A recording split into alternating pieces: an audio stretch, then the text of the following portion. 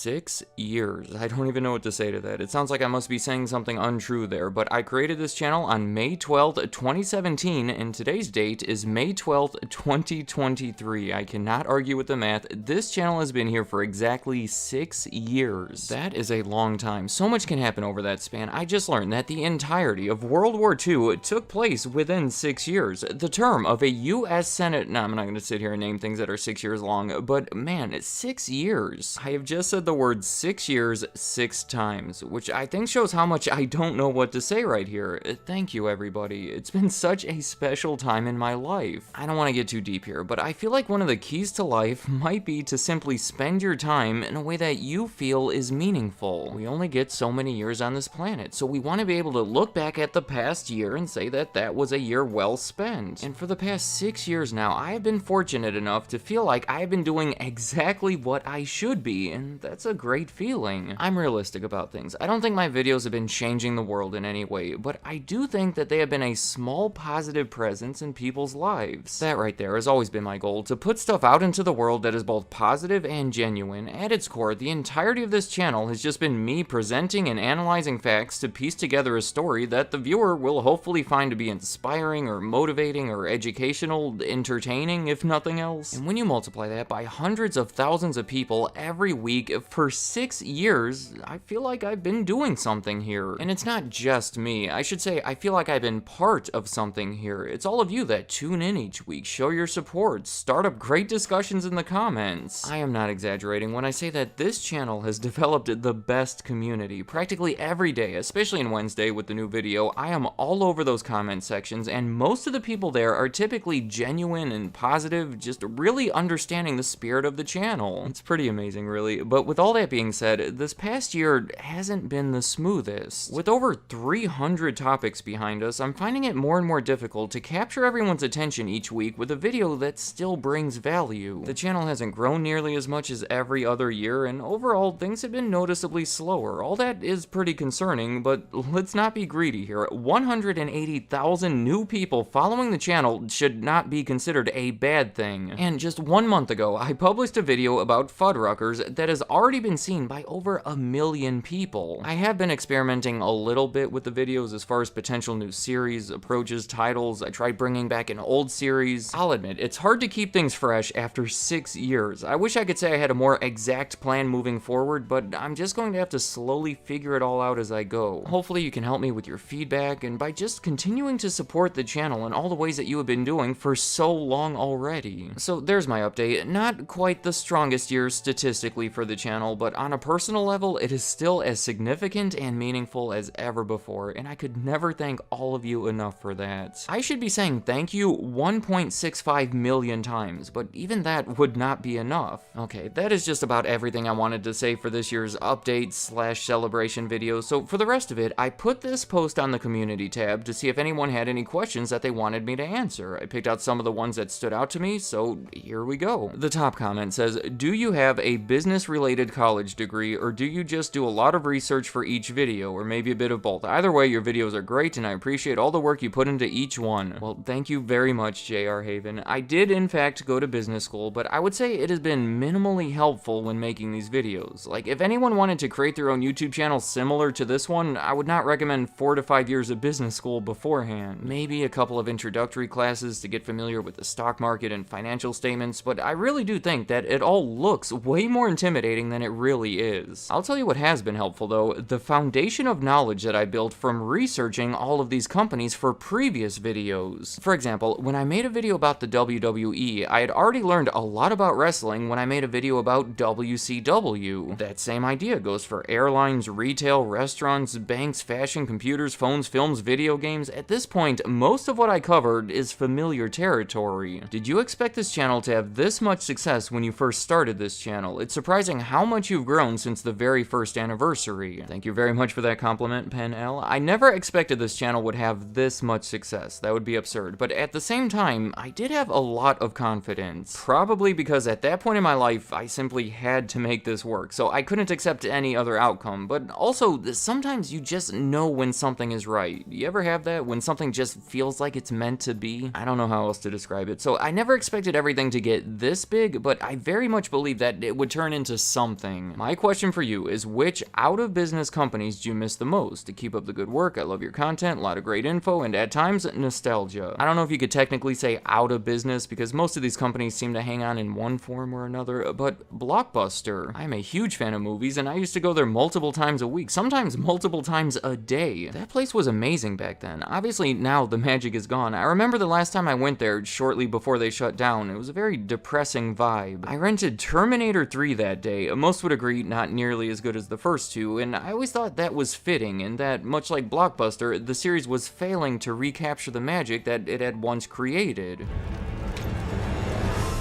I'm back.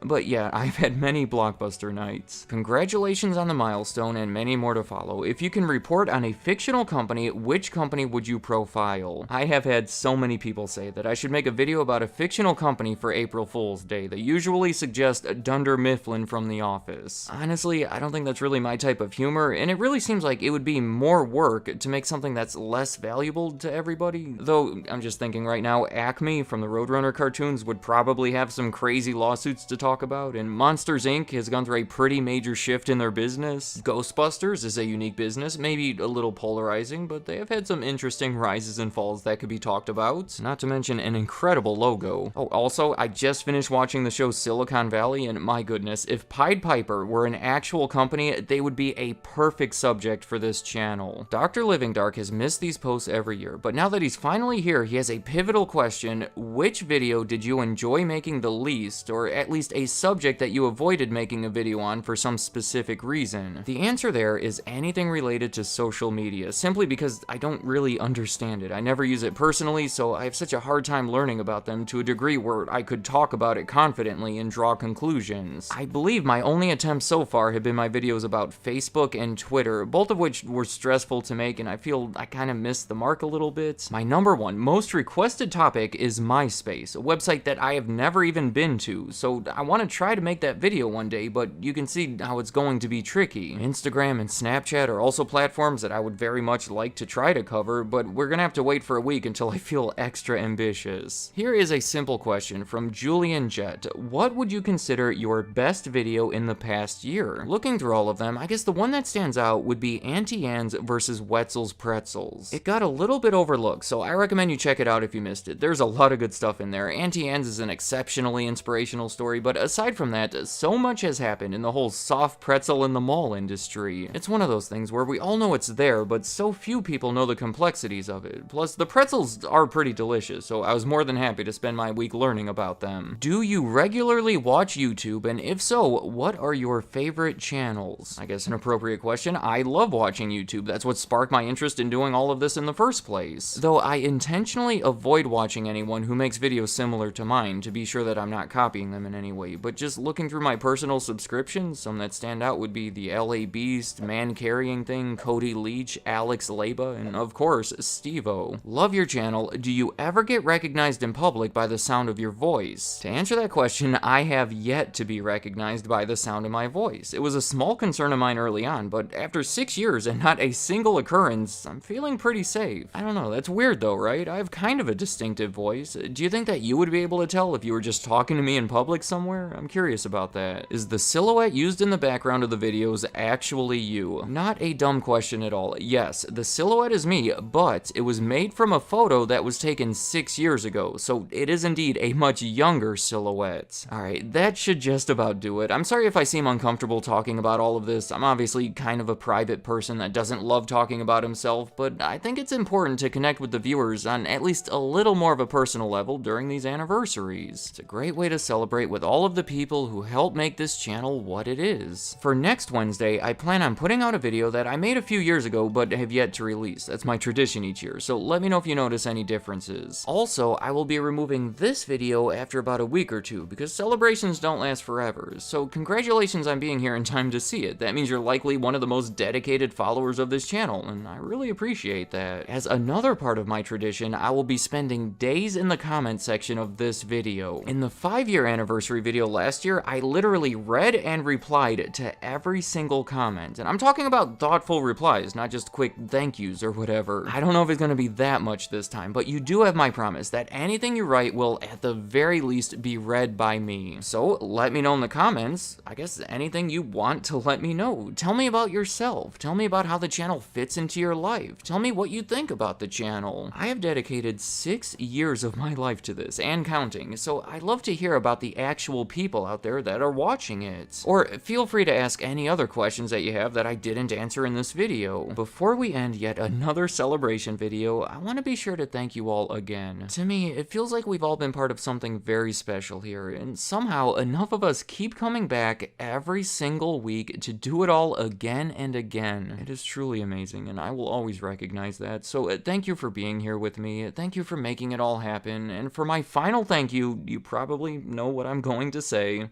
Thank you for watching.